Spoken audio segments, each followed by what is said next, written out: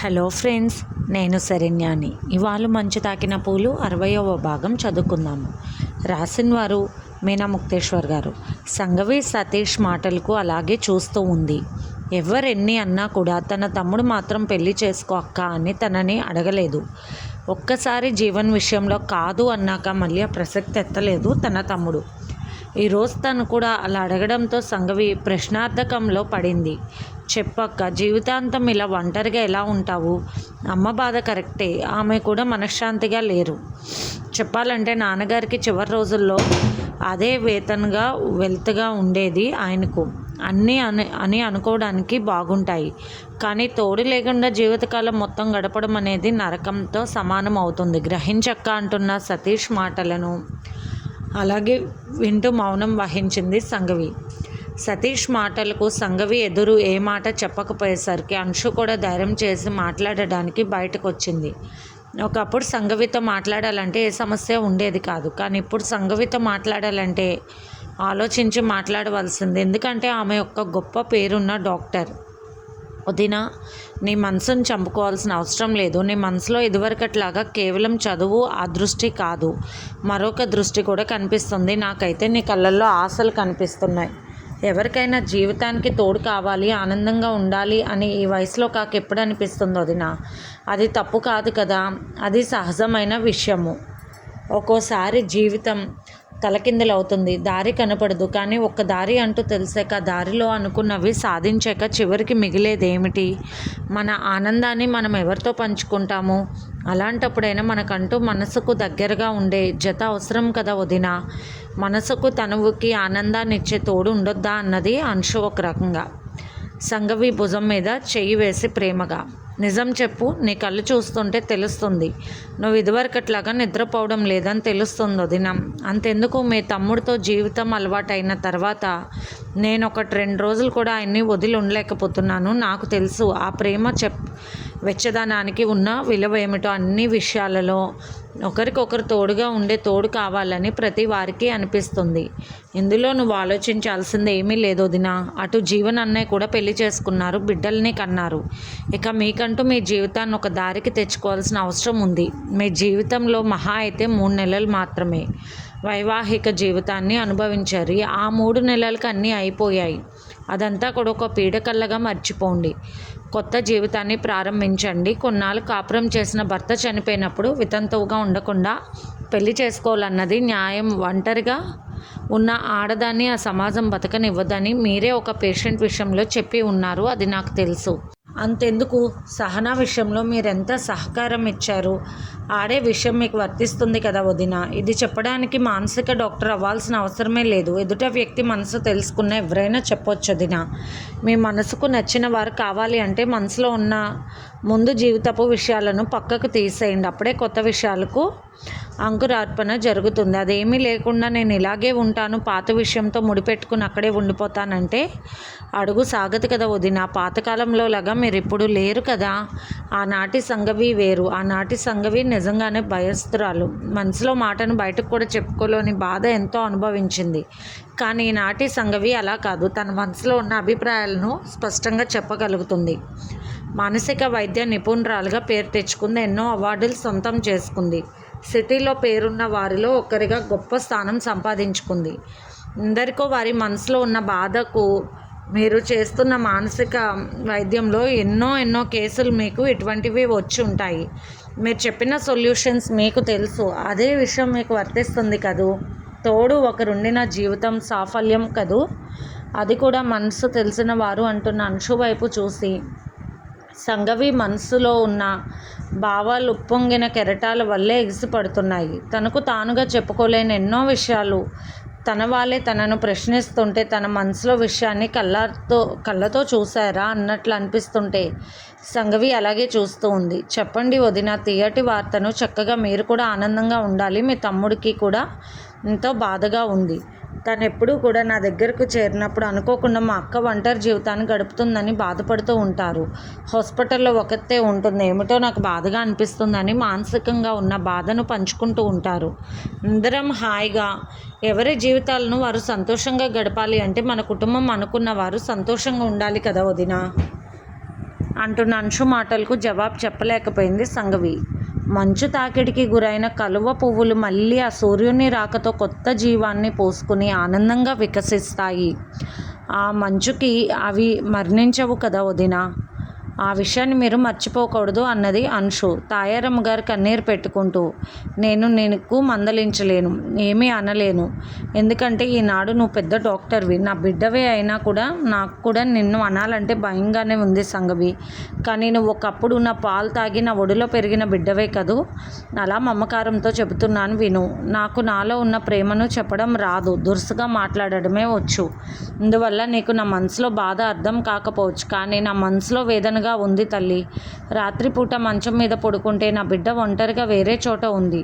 దానికి తోడు లేదు అన్న బాధ నన్ను చుట్టుకుని తెల్లవార్లు నిద్ర లేకుండా చేస్తూ రకరకాల పిచ్చి కలలు వస్తూ ఉంటే అవస్థ పడుతున్నాను. మానసిక వైద్య నిపుణురాలివి కదూ, ఆ విషయాన్ని గ్రహించలేవా? ఈ వయసులో అటువంటి బాధపడుతుంటే ఎలా ఉంటుంది నా మనసు, చెప్పమ్మా అంటూ ఒక్కసారిగా రోధించారు అమ్మగారు. అమ్మ అంటూ తాయారమ్మ గారి దగ్గరికి వెళ్ళి ఆమె ఒడిలో అలా వాలిపోయింది సంగవి ఏడుస్తూ. అవునమ్మా, తోడు ఉండాలి. తోటకు తోటమాలి ఉన్నట్లు ఆడపిల్లకు తోడుండాలి. భర్త పిల్లలు అన్నీ అండాదండా ఉండాలి. నేనాడు నాకు భర్త అండలేకపోయినా నా బిడ్డ ఉండబట్టే కదూ నేను 2 ముద్దలు తినగలుగుతున్నాను.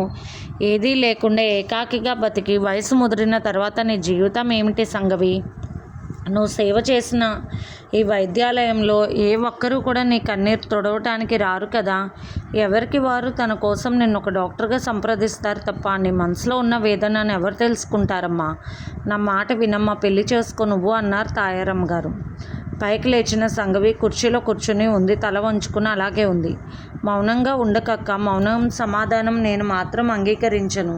నువ్వు ఇప్పుడు చెప్పాలి, నువ్వు ఒప్పుకోవాలి. ఇక నీ జీవితం ఇలా మూడు వారిపోవడం నాకు నచ్చలేదు. నేను నిన్ను అలా చూడలేకపోయాను నిన్ను అంటున్న సతీష్ మాటలకు కన్నీరు పెట్టుకుంది సంగవి. తోటమాలి లేని తోటను ఆక్రమించుకోవాలి అప్పనంగా అని ఎన్నో కళ్ళు ఎదురు చూస్తూ ఉంటాయక్క. మాటకు అర్థం నీకు తెలుసు. అటువంటి పరిస్థితి లేకుండా ఉండాలంటే నీ పక్కన తోడుండాలి అంటున్న తమ్ముడు వైపు అలాగే చూసింది సంగవి.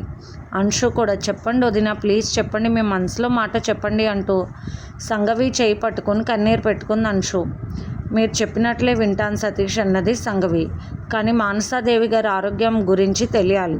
ఆమె వచ్చిన తర్వాత ఆమెకు హాస్పిటల్ బాధ్యతలు అప్పగించి అప్పుడు నేను మీరు చెప్పిన మాట తప్పక వింటానన్నది సంగవి. మంచి విషయం అక్క, ఒప్పుకున్నావు అంతే చాలు. మళ్ళీ నువ్వు వెనకడుగు వేయొద్దు. నేను సంబంధాలు చూస్తూ ఉంటాను. ఈ మధ్య బోలెడు అవకాశాలు, పేరైలే రావక్కర్లేదు. మనం ఆన్లైన్ ద్వారా ఎన్నో చూడొచ్చు. అలా నాకు నచ్చిన వారిని గమనించి ఆ తర్వాతే నీకు చెప్తాను. అప్పుడు నీకు నచ్చిన తర్వాత మాత్రమే పెళ్లి చూపులు జరుగుతాయి. ఆపై మాట్లాడుకున్నాకే ఇద్దరు అభిప్రాయాలు ఇష్టం ఎలా ఉంటుందో అలా చూసుకోవచ్చు. తొందరపాటు ఏమీ లేదు. నీ ఇష్టానికి వ్యతిరేకంగా ఏ పని మేము చెయ్యము. నువ్వు మాట చెప్పకుండా ఎవరికి మాట ఇవ్వము అని గట్టిగా చెప్పాడు సతీష్. మాటలు తన తల్లిని ఉద్దేశించి కూడా చెప్పడం జరిగింది. అనుకోకుండా ఎవరైనా అడిగితే తన కూతురు విషయం మాట ఇచ్చేస్తుందేమో తాయారమ్మ గారన్న భయం కూడా ఉంది సతీష్కి. పెద్దవాళ్ళకి అంతే, వెనక ముందు ఆలోచించకుండా ముందు కూతురికి పెళ్లి జరిగిపోవాలో అనుకుంటారు. అక్కడ పరిస్థితులు ఎలా ఉన్నాయి ఏమిటో అని గ్రహించే కదా నిర్ణయించుకోవాలనుకున్నాడు సతీష్. ఆ తర్వాత సంతోష్ స్కూల్ నుంచి వచ్చాడు నవ్వుతూ. అత్త దగ్గరకు చేరాడు. అంశు నవ్వుతూ మీ అత్తకు పెళ్లి జరుగుతుంది త్వరలో అని చెప్పింది కావాలని. మరి లడ్డూలు పెడతారా అన్నాడు వాడు చిట్టి మాటలతో. తప్పకుండా, వీడికి లడ్డూలు పిచ్చి అంటూ నవ్వాడు సతీష్. సంగవి కూడా నవ్వింది. తన గురించి తన కుటుంబ సభ్యులు పట్టించుకుని తన బాధను అర్థం చేసుకుని తన మనసులో బాధను తీర్చేయాలనుకుంటున్నారన్నమాట చాలా సంతోషం అనిపించింది. సరే సతీష్, మరి నేను వెళ్ళొస్తాను, పని ఉంది నాకు అని చెబుతున్న సంగవి వైపు చూసి నవ్వాడు సతీష్. మానసాదేవి గారికి ఎలా ఉందో ముందు కనుక్కో అక్క, ఈలోపు నేను ప్రయత్నిస్తూ ఉంటాను. మాట ఏమి ఇవ్వను నీకు చెప్పకుండా, సరేనా అన్నాడు సతీష్. అలాగే అని నవ్వింది సంగవి. ఈలోపు సంగవి ఫోన్ వచ్చేసరికి హాస్పిటల్ నుంచి కార్ తీసుకొచ్చాడు డ్రైవర్. కారులో కూర్చుని ఆలోచనలో పడింది సంగవి. చాలా తేలిగ్గా ఇంకొకరితో జీవితం పంచుకోమని అందరు సలహాలు ఇస్తున్నారు కానీ మనసుకు నచ్చదు. ఈ మనసులో ఎన్నో బాధలు, ఏదో ఒక రకంగా ఇబ్బంది పడ్డ తన శరీరం. కానీ పెద్దవాళ్ళ మాట విని తీరాలి. తమ్ముడు జీవితం కూడా ఆనందంగా ఉండాలి. నా కోసం అందరూ బాధపడడం నాకు ఇష్టం లేదు. అందువల్ల వారి మాట వినడం తప్పదు అనుకుంది సంగవి. సంఘవి హాస్పిటల్ని చాలా అభివృద్ధి చేసింది. వచ్చిన ఆదాయం కూడా హాస్పిటల్కి కావాల్సిన అత్యవసరమైన వస్తువులను కొన్నది. పేషెంట్స్ ఇబ్బంది పడకూడదన్న ఆలోచన తనది. అందువల్ల పేషెంట్స్ బాగా పెరిగారు. హౌస్ సర్జన్ చేసిన డాక్టర్స్ని కూడా 2 అపాయింట్ చేసింది హాస్పిటల్ కోసం. తన తమ్ముడు తన కోసం సంబంధాలు చూస్తున్నాడని తెలుస్తుంది. ఎవరికైనా సతీష్కి కొద్దిగా నచ్చితే ఆ ఫోటో చూపించేవాడు సంఘవికి. సంఘవి ముందే చెప్పింది అంశుకి. తనకు పెళ్లి జరిగినట్లు అన్నీ క్లియర్గా చెప్పి వారికి ఇష్టమైతేనే అటువంటి వారిని చూడటానికి రమ్మని చెప్పాలని. ఒకరోజు అంశు గారు మీ తమ్ముడు పిల్లలు బయటకు వెళ్ళారు వదిన పార్క్కి, నేను వస్తున్నానని ఫోన్ చేసి చెప్పింది అంశు. సంఘవి హాస్పిటల్లో వర్క్ పూర్తి చేసుకుని గార్డెన్లో కూర్చుని ఉంది. ఇంతలో అంశు వచ్చింది. వదిన ఈ ఫోటో చూడు, అబ్బాయి చాలా బాగున్నాడు. మీ తమ్ముడికి అత్తయ్య గారికి నచ్చారు, నాకు కూడా ఓకే. మీరు కూడా చూసి చెప్పండి వదిన, అసలు నచ్చాల్సింది మీకే అన్నది అంశు. ఫోటో చూడకుండా సంఘవి బాగున్నారు బాగోలేదు ఇవన్నీ పక్కన పెట్టు అంశు. అతనికి నా గురించి చెప్పారా పెళ్ళైన దాన్ని అని. అలా ఒక సంఘటన జరిగిందని చెబుతున్న సంఘవి వైపు చూసి, వదిన ఏం మాట్లాడుతున్నారు మీరు? పెళ్ళైంది 3 నెలలు భర్తతో ఉన్నారు, ఆ తర్వాత విడిపోయారని చెబుతాము. అంతకు మించిన విషయాలు చెప్పాల్సిన అవసరం లేదు వదిన అన్నది అంశు. ఆ విషయం చెప్పకుండా ఎలా అంశు అన్నది సంఘవి. ఉన్నదేమిటి పోగొట్టుకున్నదేమిటి వదిన, జరిగిందంతా ఒకటే కదా. ఇందులో 2 విభాగాలు చేసి చెప్పాల్సిన అవసరం ఉందంటారా? నాకైతే వద్దు అనిపిస్తుంది. మీరు ఆ టాపిక్ ఎత్తొద్దు, మళ్ళీ మీ తమ్ముడి గారికి బాధ కూడా కలుగుతుంది. అది గుర్తొచ్చినప్పుడల్లా అన్నయ్య మీద కోపంగా ఉంటారు. మీరు పొరపాటున ఆ విషయం చెబితే అందువల్ల పెళ్ళి ఆగిపోతే అన్నయ్యను జీవితంలో క్షమించలేరు ఆయన. కేవలం ఆయన మనసులో రవిశంకర్ అన్నయ్య మీద కోపాలు ద్వేషాలు లేకుండా, రాబోయే జీవితంలో ఎటువంటి ఆపదలు లేకుండా పెళ్ళికి ముందే కావాలని తొందరపడి మీ తమ్ముడిని కట్టుదిట్టంలో పెట్టగలిగాను ప్రేమతో. కానీ మీ తమ్ముడు సంగతి మీకు బాగా తెలుసు. నిజానికి ఏదైనా తప్పు ఉంటే చీల్చి చెండాడే రకం కదా. ఈనాడు మీకు అటువంటి ఇబ్బంది కలిగిందని ఆ విషయం ఎత్తితే ముందు గుర్తొచ్చేది ఎవరిది వదిన? అన్నయ్య కదూ. అప్పుడు ఏమవుతుందో చెప్పండి. మీ తమ్ముడికి కోపం వస్తుంది, మీ జీవితం మా వల్లే నాశనం అయింది అనిపిస్తుంది. ఆ తర్వాత కూడా నన్ను ఆయన క్షమించగలరా చెప్పండి? మానిపోయిన గాయాన్ని మరలా లేపాల్సిన అవసరం ఏముంది? ఒక మానసిక డాక్టర్గా మీరు తీసుకునే నిర్ణయం చేదు గతాన్ని మర్చిపోవాలని మీరే కదా వదిన చెబుతారు. చెడు జ్ఞాపకాలను అసలు గుర్తు చేసుకోకూడదు, మైండ్ నుండి తీసి డస్ట్బిన్లో పడేయాలంటారు కదా. మరెందుకు మీరు ఆ విషయాన్ని పట్టుకుని అలా అంటున్న అంశు వైపు చూసి పూర్తిగా అర్థమైన సంఘవి ఇంకా ప్రసక్తి తీసుకురాలేదు. మగవాడు ఎన్ని తప్పులైనా చేయొచ్చు వదిన. ఎంతమందితో తిరిగితే అంత గొప్పవాడని అనుకుంటారు. కొంతమంది ఆడవాళ్ళు అలా కొందరితో అటాచ్మెంట్ ఉన్న అబ్బాయిల్ని భర్తగా కోరుకుంటారు.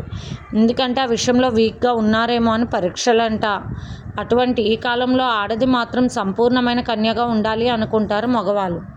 అది కూడా మారింది. ఆడవాళ్ళు మారారు, మగవాళ్ళు మారారు. ఇప్పుడు మీ విషయంలో మీ మనసు ఏమీ చెడిపోలేదు. కావాలని మీరు వేరొకరితో కలిసి తప్పు చేయలేదు వదిన. అది అతి బలవంతంగా దోచుకున్న విషయం. ఆ విషయం మాకు తెలుసు. శరీరానికి గాయం ఎన్నాళ్ళు ఉంటుంది వదిన? కుమ్మరి పురుగు అవకాశం ఉంటే తొలుస్తుంది, చాలా బాధగా ఉంటుంది కొన్నాళ్ళు, కానీ ఆ గాయం మానిపోదా? ఇది కూడా అటువంటి విషయం అనుకోండి అంతే అన్నది అంశు. అంశును చెప్పిన ప్రతి విషయం కూడా నిజమే అనిపించింది సంఘవికి. ఇన్నాళ్ళు తన మనసు పొరల్లో దాగి ఉన్న బాధ పటాపంచలైనట్లు అనిపించింది. అవును, తను కావాలని తప్పు చేయలేదు. శరీరానికి అయిన గాయం ఎన్నాళ్ళు ఉంటుంది? మానసికంగా తను పరిపూర్ణవంతురాలు, కల్మషం లేని మనసు కలిగిన తను అప్పటి విషయం ఇంకెప్పుడు ఆలోచించకూడదు అనుకుంది సంఘవి. అందరి కోసం ఆమోదంగా తీసుకుంది సంఘవి. చూడండి వదిన ఫోటో ఇప్పుడు ఓకేనా అన్నది అంశు నవ్వుతూ ఫోటో తీసి చూపించింది. ఈయన డాక్టర్ మురళీధర్ గారు కాదు అన్నది సంఘవి. అవును వదిన, డాక్టర్లు కదా మీకు తెలిసే ఉంటుంది అన్నది అంశు. ఆయనకు పెళ్ళయింది వదిన, ఒక పాపను ప్రసవించి భార్య చనిపోయింది. 2వ పెళ్ళి వారిని చేసుకోవడానికి ఇబ్బంది లేదు, కానీ ఆ చేసుకునే ఆమెకు పిల్లలు ఉంటే ఎక్కడ లేని సమస్యలు వస్తాయి. ఇంకా అంతకు మించి ఏ ఇబ్బంది లేదని మీ తమ్ముడు గారితో చెప్పారంట. మనిషి చక్కగా ఉన్నాడు వదిన, చూడండి అని చెప్పింది అంశు. మాటలు విని చూద్దామన్నది సంఘవి. నాకు ఒక్కటి అర్థం కాలేదు అంశు. ఆడవాళ్ళకు పిల్లలు ఉంటే వారిని వారు చూడరు, కానీ వారికి పిల్లలు ఉంటే మాత్రం తల్లిలాగా వచ్చిన భార్య చూడాలి, అది బాధ్యత కదూ. ఇదెక్కడ న్యాయం అన్నది సంఘవి. అలాగే చూస్తూ ఉంది అంశు. అసలు ఆ పిల్లలు ఉంటే ఈ పెళ్ళికి ఎందుకు చేసుకుంటాను?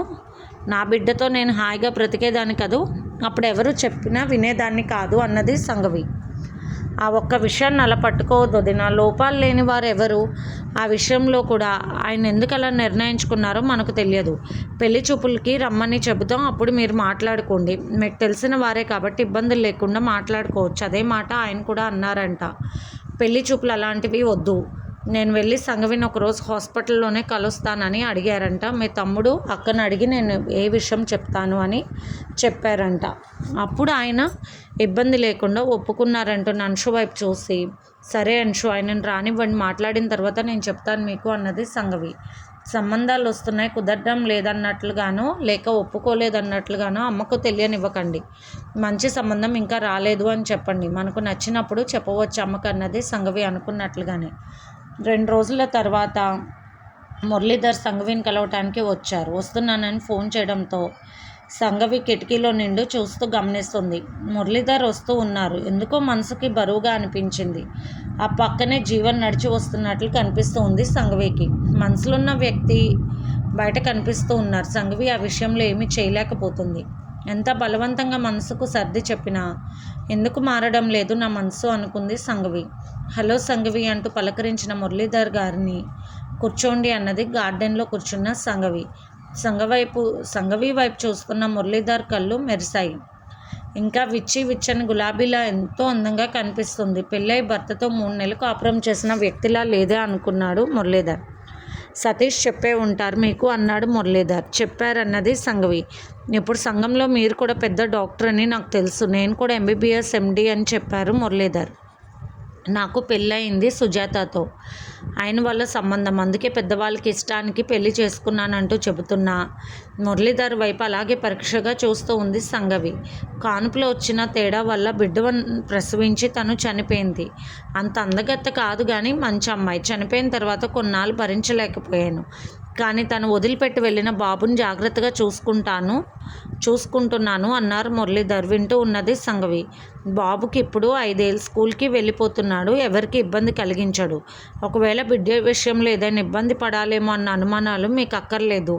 వాడిని క్రమశిక్షణగా పెంచాను, ప్రతి విషయంలో కరెక్ట్గా ఉంటాడంటున్నా మురళీధర్ వైపు చూస్తూ గమనిస్తూ ఉన్నది సంఘవి. మీ గురించి చెప్పండి అన్నాడు మురళీధర్. నాకు పెళ్ళయింది, 3 ఏళ్ళు అవుతుంది. 3 నెలలు మాత్రమే భర్తతో ఉన్నాను అన్నది సంఘవి. ఇందుకు ఏమైనా గొడవలు వచ్చాయా అన్నాడు మురళీధర్. గొడవలు వచ్చాయి, జరిగిపోయిన విషయాలు ఏం చెప్పుకుంటాం, ఒకరికొకరు సర్దుకోలేకపోయాం, విడిపోయాం అన్నది సంఘవి. అవును, జీవంతో విడిపోయినప్పుడు తనకి ఏ అభిప్రాయాలు తెలియవు. అసలు జరిగిన విషయాలు ఇప్పుడు ఏం చెప్పాలో కూడా తెలియదు. ఇప్పుడంటే ధైర్యంగా జరిగిన విషయాలు అనుకూలంగా చెప్పగలుగుతుంది సంఘవి.